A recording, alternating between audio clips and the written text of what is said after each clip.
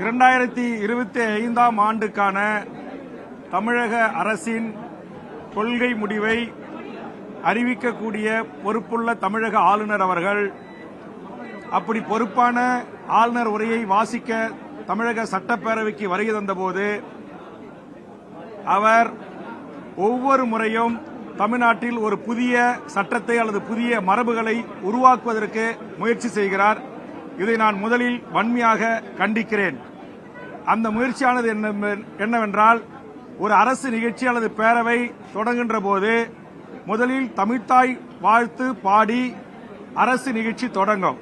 ஆளுநர் உரை வாசித்தளித்த பிறகு அந்த நிகழ்ச்சி அரசு நிகழ்ச்சி நிறைவு செய்கின்ற போது தேசிய கீதம் பாடப்படும். இதுதான் சுதந்திர இந்தியாவில் தமிழ்நாட்டில் 75 ஆண்டு காலம் வரலாறாக மரபாக பின்பற்றப்படுகின்ற ஒரு நடைமுறை. ஆனால் தமிழக ஆளுநர் அவர்கள் இருக்கை முன் வந்து நின்றவுடனேயே தமிழ்த்தாய் வாழ்த்து பாடி முடித்தவுடனேயே தேசிய கீதமும் பாடப்பட வேண்டும் என்று சொல்வது ஏற்றுக்கொள்ள முடியாத ஒன்று. இது வன்மையான கண்டனத்துக்குரியது. பல்வேறு அரசு நிகழ்ச்சிகளில் ஆளுநர் கலந்து கொள்கின்ற நிகழ்வுகளில் இந்த புதிய நடைமுறையை தமிழ்நாட்டில் புகுத்துவதற்கு அவர் முயற்சிக்கிறார். இது மக்களால் தேர்ந்தெடுக்கப்பட்ட 7 கோடி மக்களை பிரதிநிதித்துவப்படுத்துகின்ற தமிழக சட்டமன்றத்தை அவமதிக்கின்ற செயல், மரபுகளை மீறி செயல்படுகின்ற ஒரு செயல். இதை தமிழக வாழ்வுரிமை கட்சியின் சார்பாக மிக வன்மையாக நான் கண்டிக்கிறேன். அதே மாதிரி அண்ணா பல்கலைக்கழகத்தில் நடந்தேறிய அந்த பெண்ணிற்கான பாலியல் வன்கொடுமையில் தமிழக அரசை நாம் எப்படி பதில் கூற வேண்டும், பொறுப்பேற்க வேண்டும் என்று சொல்லுகிறோமோ, தமிழ்நாடு காவல்துறை இதற்கு பதிலளிக்க வேண்டும் என்று நாம் சொல்லுகிறோமோ, அதற்கு நிகரான சம உரிமை தமிழ்நாடு ஆளுநர் அவர்களுக்கு இருக்கிறது. காரணம், தமிழ்நாட்டின் ஆளுநர் தான் தமிழ்நாட்டில் இருக்கிற அனைத்து பல்கலைக்கழகங்களுக்கும் வேந்தராக இருக்கிறார். மக்களால் தேர்ந்தெடுக்கப்பட்ட தமிழ்நாடு அரசு நியமிக்க வேண்டிய துணைவேந்தர் பதவிகளை தந்தோன்றித்தனமாக தானே அதிகாரத்தை கையில் எடுத்துக்கொண்டு நியமனம் செய்கின்ற தமிழ்நாட்டுடைய ஆளுநர் அவர்கள் அவருடைய வேந்தராக இருந்து செயல்படுகின்ற அண்ணா பல்கலைக்கழகத்தில் நடந்தேறிய இந்த பாலியல் வன்கொடுமையை குறித்து ஏன் வாய் திறக்க மறுக்கிறார்? இன்றைக்கு பிரதான எதிர்க்கட்சி உட்பட பத்திரிகை ஊடகங்களில் யார் அந்த சார் என்கிற கேள்வி எழுப்பப்படுகிறது அல்லவா? அதற்கு பதில் சொல்ல வேண்டிய பொறுப்பும் கடமையும் தமிழ்நாட்டில் இருக்கிற பல்கலைக்கழகங்களுக்கு வேந்தராக இருக்கின்ற தமிழக ஆளுநருக்கு அது இருக்கிறது.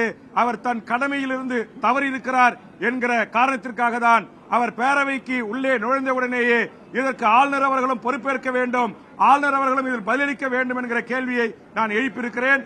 அதுபோன்று தமிழ்த்தாய் வாழ்த்தை பாடியுடன் தேசிய கீதம் பாட வேண்டும் என்று அடம்பிடிக்கிற அட்டுழியம் செய்கின்ற ஆளுநர் அவர்களுக்கு எதிராக முதல் குரலாக அவர் இருக்கைக்கு முன்பாக சென்று ஜனநாயக மாண்போடு என்னுடைய கண்டனத்தை நான் பதிவு செய்திருக்கிறேன். மூன்றாவது, இந்த ஆளுநர் அறிக்கையில் தமிழ்நாடு அரசு கடந்த 3 ஆண்டுகளில் அறிவித்த பல்வேறு திட்டங்கள் தொடரும் என்று அறிவித்திருக்கிறார்கள். புதிய திட்டங்கள். ஆளுநர் உரை என்பது 2025ஆம் ஆண்டுக்கான தமிழ்நாட்டு மக்களுக்கான நல்ல திட்டங்களை, சட்டமன்ற உறுப்பினருடைய கோரிக்கைகளை அரசு ஓய்வு பெற்ற ஊழியர்கள், அரசு ஊழியர்கள், மக்கள், பொதுமக்கள், மாணவர்கள், இளைஞர்கள், செவிலியர்கள், ஆசிரியர்கள் என்று பலதரப்பட்ட மக்கள், விவசாயிகளுடைய, தொழிலாளர்களுடைய கோரிக்கைகளை நிறைவேற்றக்கூடிய ஒரு அறிவிப்பு இடம்பெறக்கூடிய திட்டங்களை அறிவிக்கக்கூடிய ஒரு ஆளுநர் உரையாக இது இருந்திருக்க வேண்டும். அது இல்லை.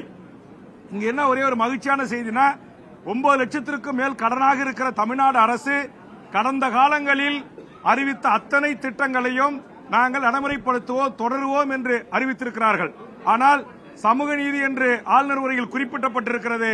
ஆனால் சமூக நீதி கிடைப்பதற்கு சாதிவாரி கணக்கெடுப்பு நடத்தப்படும் என்கிற அறிவிப்பு இல்லாதது பெரு ஏமாற்றம் இருப்பதாக நான் பார்க்கிறேன். அதேபோன்று காவேரி அருகே மேகதாது அணை கட்டுவதை தடுப்பதற்கு நாங்கள் முயற்சி செய்வோம் என்று ஒற்றை வரியோடு முடித்துக் கொள்கிறார்கள். அதற்கு நிகரான ஒரு அணையை தமிழ்நாட்டில் நாங்கள் கட்டுவோம் என்கிற அறிவிப்புகள் இதிலே இடம்பெறவில்லை. அதேபோன்று தமிழ்நாட்டில் பல்வேறு சம்பவங்கள் நடந்தேறியிருக்கிறது. அதற்கு இந்த ஆளுநர் உரையில் ஏதாவது ஒரு தீர்வு இருக்கும் என்று நாம் எதிர்பார்த்தோம். அரசு ஊழியர்கள், போக்குவரத்து ஊழியர்கள், ஓய்வு பெற்ற ஊழியர்கள் பழைய ஓய்வூதியம் திட்டம் கிடைக்கும் என்று எதிர்பார்த்து காத்திருந்தார்கள். இல்லை. பல்லாயிரக்கணக்கான ஆசிரியர் நியமனத்திற்கான அறிவிப்புகளும் ஆளுநர் குறிப்பில் இடம்பெறும் என்று எதிர்பார்த்தோம். இல்லை. அதுபோன்று பல்லாயிரக்கணக்கான செவிலியர்கள், மருத்துவர்கள் நியமனம் செய்யப்படுவார்கள், அதற்கான முன்னறிவிப்பில் எடுக்கும் என்று எதிர்பார்த்தோம். அதுவும் இல்லை. ஆக இதுபோன்று இல்லை என்கிற இந்த எதிர்பார்ப்புகளை இனி வரும் நிதிநிலை அறிக்கையிலாவது மாண்புமிகு தமிழக முதலமைச்சரும் மாண்புமிகு நிதி அமைச்சரும் ஏனைய துறை அமைச்சர்களும் தமிழ்நாட்டு மக்களின் எதிர்பார்ப்புகளை நிறைவேற்றுகின்ற ஒரு அறிவிப்புகள் இடம்பெறக்கூடிய நிதிநிலை அறிக்கையாக பிற்காலத்தில் வர வேண்டும் என்கிற வேண்டுகோளையும் இந்த நேரத்திலே நான் முன்வைக்கிறேன். நன்றி, வணக்கம்.